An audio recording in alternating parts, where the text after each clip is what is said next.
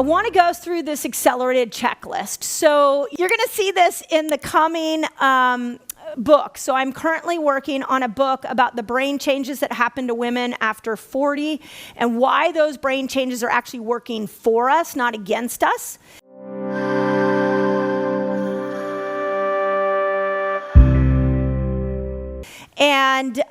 And we're going to talk in that book. It'll come out the end of next year. In that book will be a lot of checklists, because I feel like the checklists are really helpful so that when you learn all the information you're learning either from a book or a master class like this or a video, how do you take that information and apply it? So in Eat Like a Girl, I wanted this checklist. And I'm just going to point out a few things for you because I really want those of you that are struggling to lose weight, I really want you to get that it's not your fault. After 40, this whole hormonal game gets really crazy and your relationship with your body dramatically changes. So in this accelerated fat loss checklist, this would be the checklist that I would give you if you and I were in a consult together. My brain would be going down this checklist and asking myself, have you done this? Have you done that? Have you done that? So here it is. I want to verbally say it so that those of you that are feeling stuck or feeling really disempowered around your body right now, that you feel like you have some hope and some new things to work on. So we've already talked about metabolic switching. When you go in, if you're trying to lose weight, remember when you dip into the fasted window, the longer fasts tell your body, go find all that sugar and all that fuel I stored years ago. Please go find that and burn that. So when you go into the longer fasts, for some of you that want to lose weight and are struggling, you may need to go into the 36-hour fast. You may need to do a 3-day water fast. We will do another big water fast as a group in January. So make sure you subscribe to my email list because I'll be sending out information about that. But when you dip into this fasted state, you might have to stay there longer to train the body to burn fat. Some of you, if you've already been doing that and you've been training the body to burn fat and you're like, but it's not working, you may actually have to do the opposite, where you come out of these longer fasts and start to do more hormone feasting like we talked about it. So the first two on this checklist is make sure you're doing the longer fasts. And those of you who've been doing the longer fasts and you're still not getting a result, make sure you are stepping out of fasting for a couple of weeks and then go back. Okay, the third thing on here is the fiber. I really hope you guys got the fiber conversation today. Like, literally, fiber is a game changer, especially for that menopausal belly weight. Some of you I saw it in the comments that some of you were saying that you get bloated after you eat fibery things or fermented foods. That can be the sign of something called SIBO, small intestinal bacterial overgrowth. If that's the case, you want to throw some more 24-hour fasts at your body and then break that fast with broth. And then, even once a week, do a 24-hour fast and break it with broth. And then after about a month of that, go back and see how those fermented foods might be changing. Because it will change your microbiome when you are going into longer fasts and doing the broth combo like we discussed with Mona. Protein, you can see I'm right on the same page as many experts that are out there. I believe protein is the hero macronutrient.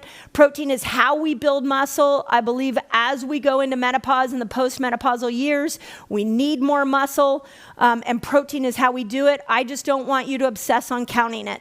If you want to count it, go for it. But if you're exhausted counting, just protein with every meal. Your liver agitators, I have put lists in the book of the liver agitators. For many of you, you're not going to be able to lose weight and drink alcohol at the same time. So if you've tried everything, it may be time to give alcohol up for a month. Some of you, we've talked about this. This is not my background, but something I've saw in my clinical practice and I've experienced with my own self, which is the liver holds anger. And sometimes when we go into those fasted states, you'll even find that you're angry. So as the liver is starting to heal. So some of you may need to put down the anger.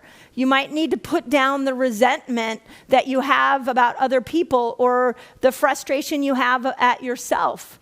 For my certified coaches, when we finish up here, we're going to go into some really cool business ideas. And one of my favorite business humans is Lisa Bilyeu. She has an incredible podcast called Women of Impact. And this year, she asked me if I would personally coach her. And I told her, I'm happy to do it, but you got to do everything that I tell you to do. And one of the things, we've recorded it. You can go listen to her podcast if you want to hear her whole journey. We've done once a month an update. And about 4 months in, now she's not trying to lose weight, but she's trying to heal. And she had a bunch of liver enzymes and liver abnormalities on blood work that showed up. And I asked her, who do you need to forgive? And she was like, I don't think I need to forgive anybody. And I said, well, maybe you need to forgive yourself. And the tears just came down her face. And she's like, yes, I do. And you can hear that whole podcast. It was quite beautiful. But there can be an emotional side of weight gain. There can be an emotional side of how deep you can get into ketosis, which is why I try to bring you some of these thoughts so you can step into a healing environment for yourself. I did do a Fast Like a Girl journal that has questions you can ask yourself when you're in the fasted state that can kind of get to some of the deeper reasons why you may not be healing.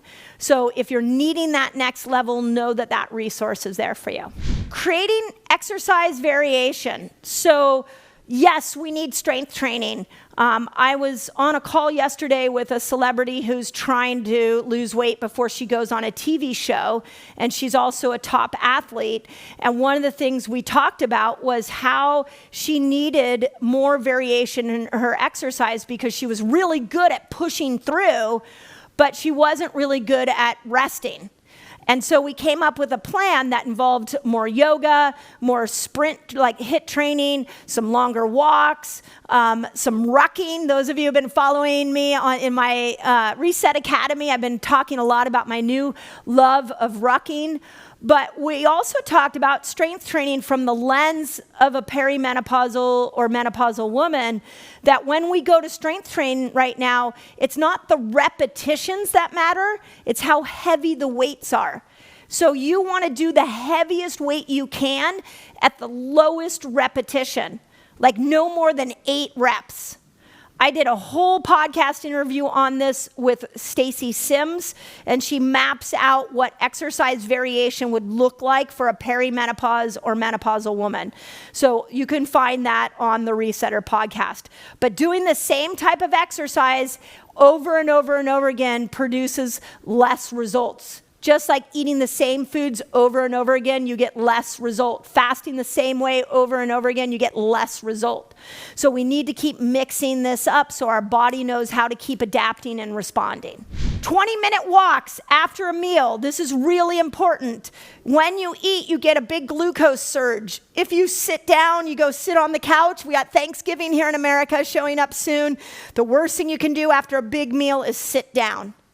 Go and move your body. If you can't move, do some air squats where you're just squatting up and down. But you want to use that glucose, and otherwise it will be stored. And so it will get stored again as fat, because that's what the body does with anything that's excess, is it stores it as fat. You've heard a lot about detoxing right now. Those of you that are in my Reset Academy, I have videos on all the different forms of detox. I used to do a ton of detoxing in my clinic, so I won't go into all of the ways you can detox, but you can join me in my academy, and you can see those videos. We're always talking about toxicity. But some of you are only one detox away from losing weight. So look at the toxins coming in, start to educate yourself on ways you can detox yourself. So and stay tuned to my socials. I'm really diving into some IV versions of detox, that more on that as I learn more for myself. I'm doing some pre and post toxicity tests on myself so I can give you real clear evidence as to what we're seeing will detox us best. So stay tuned on that. Prioritize sleep. I can't tell you enough like how many times somebody came into my clinic, they were so frustrated they couldn't lose weight, and when I asked them what time they went to bed, it was like 1 a.m. or midnight. Your body heals when you sleep. Your brain actually shrinks, and your cerebral spinal fluid goes up your spine, nourishes your brain, and detoxifies your brain. You burn fat when you sleep. You detox when you sleep. Your whole organ system repairs itself. You get rid of stored sugar. You need to sleep. If you are not sleeping, you are setting yourself up for not only weight loss failure, but you're setting yourself up for chronic disease. So please prioritize sleep. Okay, you know how when you're trying to get in and out of fat burner, sugar burner, and sometimes you struggle? It might be that you have a metabolic blocker that's at play here. Want to know what those blockers are? Click on the link above and I'll take you straight to a giveaway and you can have my list of metabolic blockers. Eating in the daylight is one of my favorite hacks for weight loss. Whenever melatonin is around, which is in the dark, we are more insulin resistant. So make sure that you are eating. That's a really good hack. Like if you want to try to drop 5-10 pounds over the next month. I know, in this hemisphere, we're about to change our clocks. It's going to get a little bit harder, but just eat in the light. Because if you eat in the light, you won't be in this insulin resistant state. When it's dark out, melatonin in your body is high. And when melatonin is high, your cells are insulin resistant. So the meal you eat in the dark at 8 o'clock is going to be stored as fat, more likely, as opposed to that same exact meal being eating it at 5 o'clock. So it's a real good strategy if you haven't heard that before. And then the last one that I will say is really evaluate your stress levels. I'm really trying to give you an idea of the language of your body. And when you're under chronic stress, the body thinks it's running from a tiger. It doesn't know that your chronic stress is your job. It doesn't know that the chronic stress is a trauma that wasn't resolved years ago. It doesn't know that your chronic stress is menopause. It just knows you are in chronic stress. And when you are in chronic stress, it will not burn fat. It will not make hormones. It will not access parts of the brain that will help you experience joy and your cognitive abilities. The only job the body has when it's in stress is to run from the tiger. That is all it cares about. All other systems shut down. This is why stress is so incredibly important to manage. And if you are one of those people like me, when people are like, oh, don't stress out so much, I'm like, yeah, that's easier said than done. My new antidote to stress is walking. Every time I get stressed, I go out for a walk. And what that does is that alternating foot, like right foot, left foot, is it tells the brain I'm running from the tiger. So all the alarm systems you have now activated, you can calm them down. So get to know something as simple as walking. We can all do it. You can even walk in place. And if you're in your house, it's dark out, you can't get out, you can also do it that way. So I just wanted to make sure I went through that because the majority of questions that we get on our socials is about weight loss. And so I want to make sure that for those of you that showed up today that you got that straight from my mouth, and hopefully that was helpful. Okay, you trying to maximize your weight loss? Apple cider vinegar may be the key. Go check out this video where I show you exactly when, how, and why you want to use it for weight loss. Apple cider vinegar changes your microbiome of your gut. This good bacteria is going to help to bring your blood sugar down and make it so that you can switch over into the fat burning state.